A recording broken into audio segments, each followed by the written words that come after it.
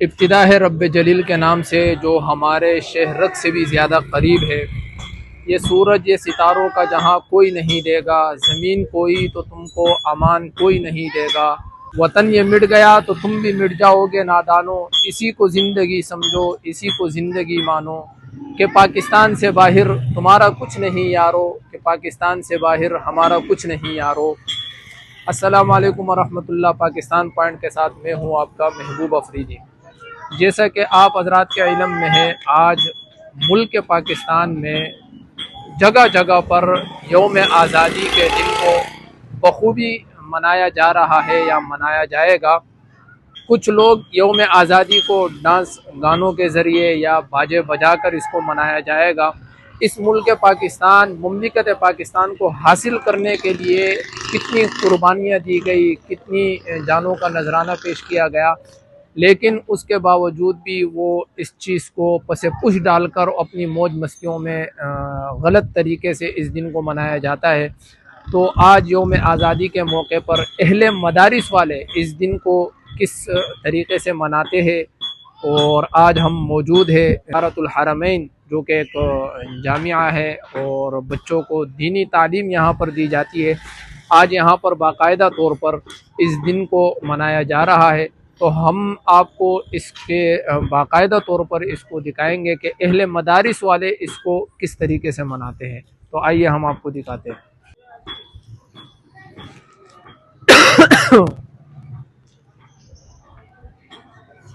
Programme کا باقاعدہ آغاز تلاوت کلام پاک سے کرنے کے لیے طالب علم عبداللہ معراج کی خدمت میں گزارش ہے کہ وہ تشریف لائیں اور آج کی اس خوبصورت تقریب کا آغاز تلاوت کلام پاک سے کریں۔ اعوذ باللہ من الشیطان الرجیم، بسم اللہ الرحمن الرحیم۔ للہ ملک السماوات والارض، يخلق ما يشاء، يهب لمن يشاء إناثا ويهب لمن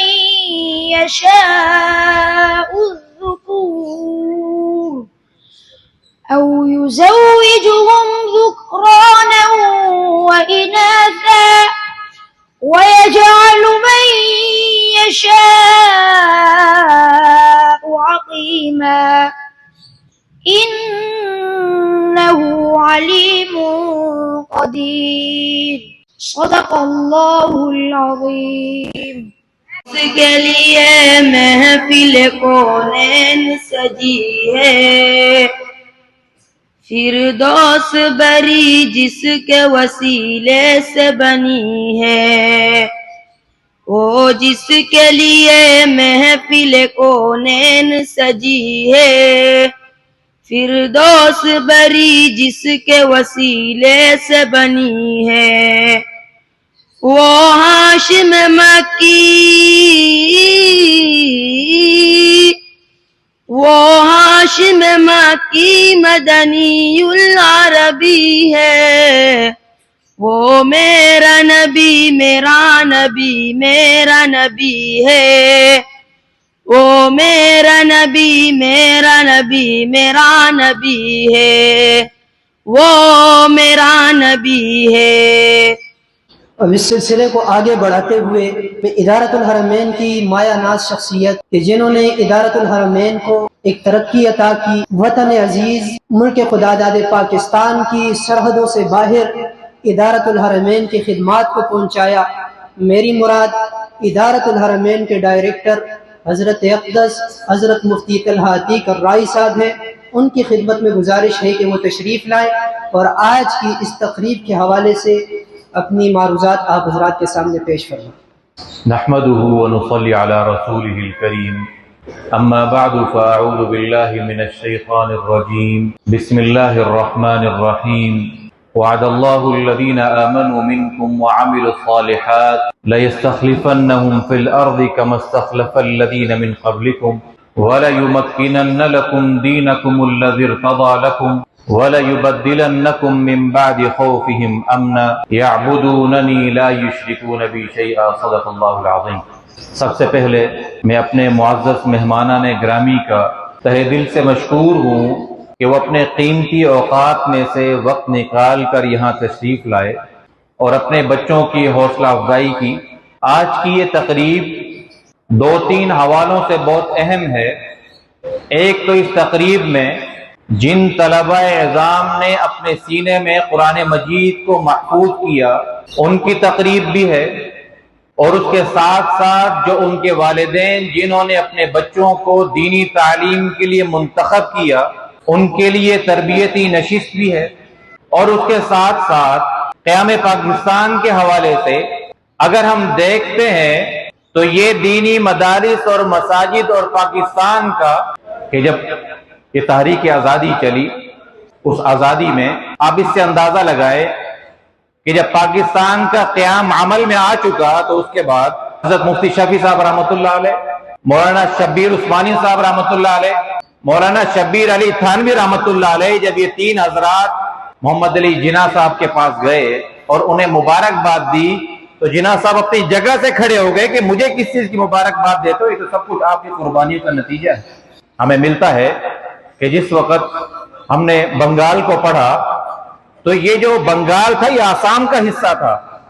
تو جب یہ بنگال آسام کا حصہ تھا تو اس میں جب ریفرینڈم ہوا تو اس میں مولانا ظفر احمد عثمانی صاحب رحمۃ اللہ علیہ جو اس وقت کے بڑے بزرگ تھے،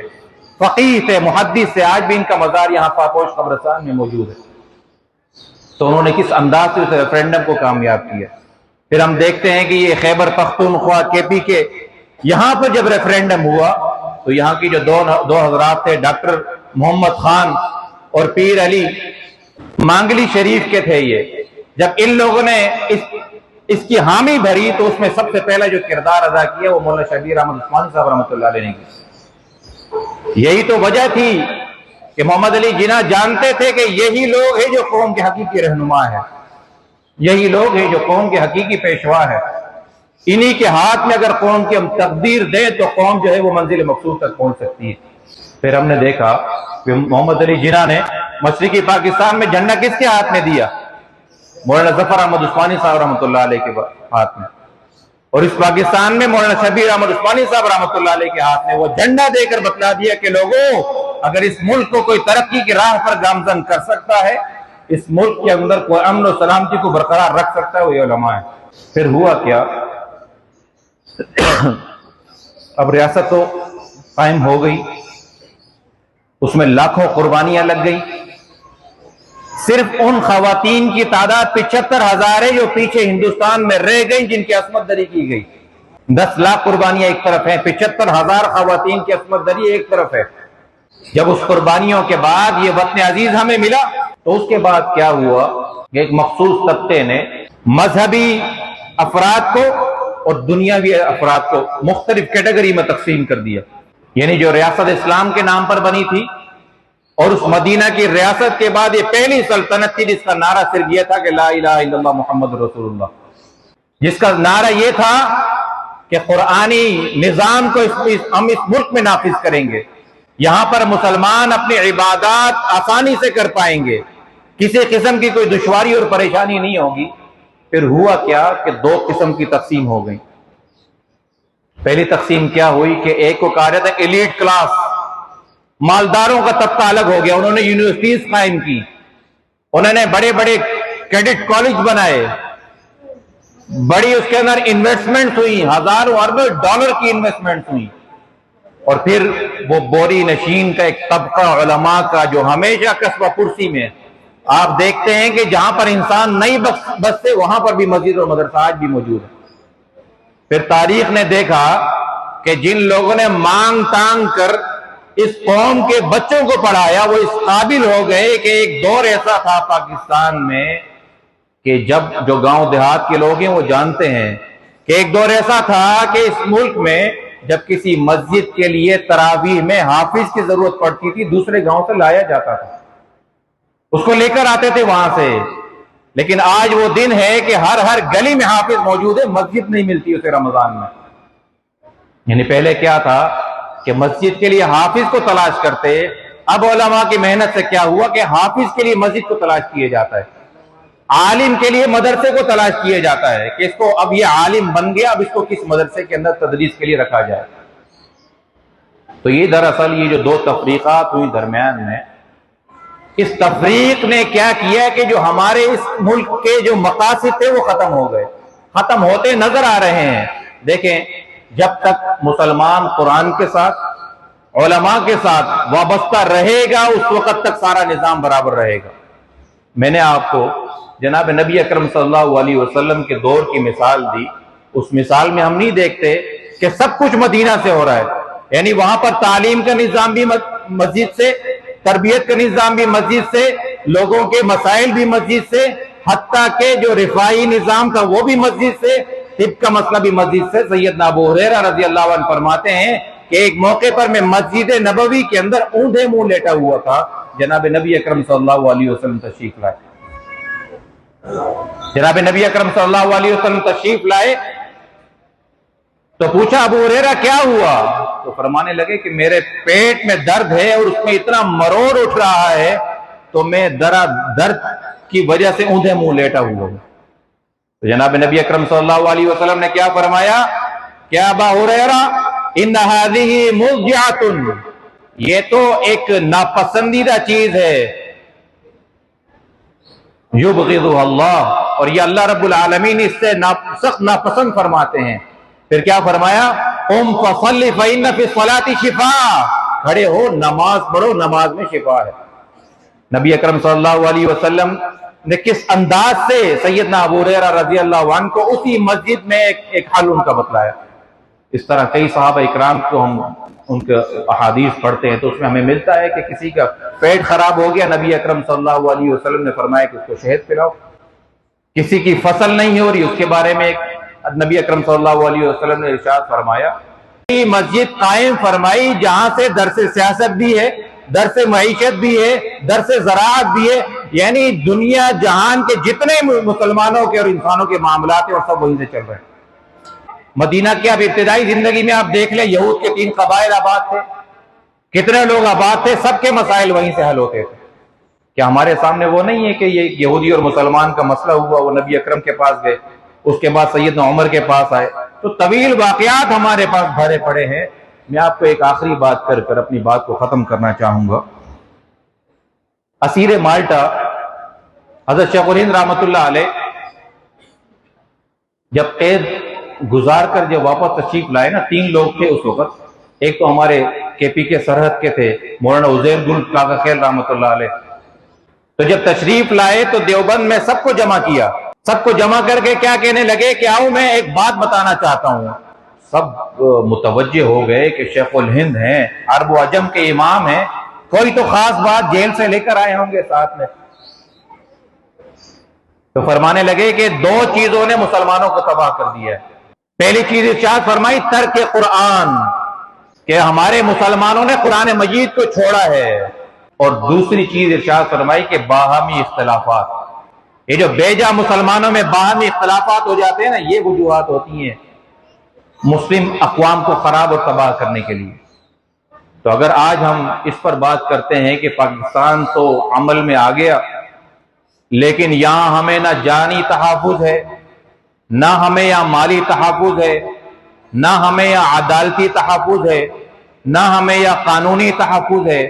نہ ہمارا کوئی سیاسی نظام بہتر ہے، تو ان سب کا ایک ہی حل ہے، وہی حل یہ ہے کہ اللہ اور اس کے رسول کے بتلائے ہوئے احکامات پر ہم چلنے لگ جائیں۔ یہی ہمارا قیام پاکستان اور اس کے مقاصد، اور یہ اس کا ایک گلدستہ ہے کہ جو علماء نے اس وطن کے لیے، اس وطن کی خاطر جو قربانیاں دی ہیں، اس کے نتائج ہیں، اس کے ثمرات ہیں کہ الحمدللہ یہ وہ طبقہ تھا کہ جسے سب سے قسمہ پرسی میں رکھا گیا، سب سے غربت میں رکھا گیا، ان کے لیے گورنمنٹ سے بجٹ پاس ہوئے، یونیورسٹیز کے لیے مدارس کو نہیں دیا گیا۔ اس کے بعد بھی آپ دیکھ لیں کہ ہمیں پورے ملک میں کوئی ڈھنگ کا ڈاکٹر نہیں ملتا، اور عالم آپ کو چپے چپے میں ملتا۔ جو یونیورسٹیز کے مقاصد تھے وہ تو پورے نہیں ہوئے۔ پوری دنیا میں ٹاپ 100 یونیورسٹی میں پاکستان کا ایک یونیورسٹی نہیں ہے۔ دنیا کی 100 یونیورسٹیز میں پاکستان کی ایک یونیورسٹی بھی نہیں ہے، اور 10 بڑے مدارس میں پاکستان کے کئی مدارس۔ دنیا کے ٹاپ 100 ڈاکٹرز میں پاکستان کا ایک ڈاکٹر نہیں ہے،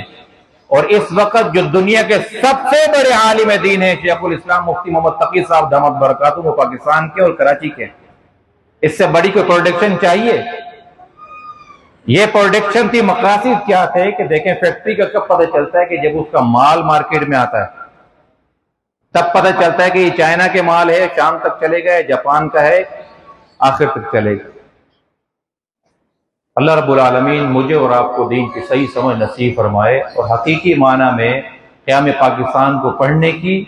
اور اس پر عمل کرنے کی صحیح معنی میں ہمیں اس ملک کی محبت عطا فرمائے، اور صحیح معنی میں ہمیں اس کو درست کرنے کی بھی توفیق عطا فرمائے، اخلاص نیت کے ساتھ۔ ہم بعض اوقات گھبرا جاتے ہیں، ڈر جاتے ہیں کہ میرے اکیلے کی بس کی بات نہیں ہے، تو بھائی ابتدا میں تو ایک ہی بندہ نکلتا ہے، پھر جا کے قافلہ اٹھتا ہے۔ اللہ رب العالمین مجھے اور آپ کو دین کی صحیح سمجھ نصیب فرمائے۔ وآخر دعوانا الحمدللہ رب العالمین۔